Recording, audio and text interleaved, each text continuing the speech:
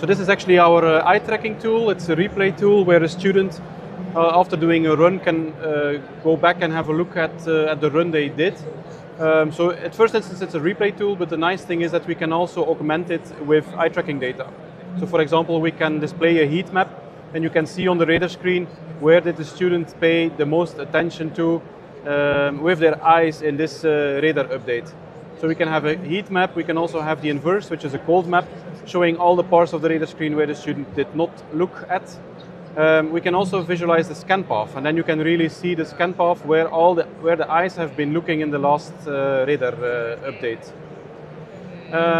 We also try to measure data about how the student is holding their head or their face in relation to the screen.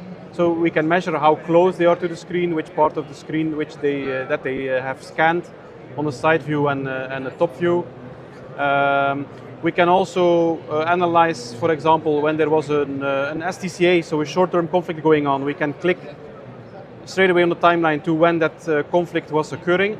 And then we can actually visualize as well where was the student looking in the moments before the conflict was happening. So these are all kinds of metrics that we can actually compile with this data. We're now also implementing a kind of scoring engine where we can objectively indicate to a student if safety or separation was actually assured or not.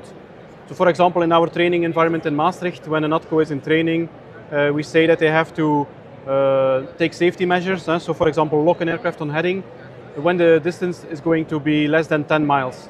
So for example, here we have an aircraft, Eurowings and the Lufthansa. In the exercise, they were 8.9 miles, so that's a bit less than 10, and not vertically separated, so 950 feet instead of the 1,000 which it requires. So the system says that the safety was not assured. If the student then clicks to that moment in time, the timeline will jump to that moment where actually the separation was not assured. And then can have a debrief with an instructor, for example, about what would have been a better solution to deal with this conflict.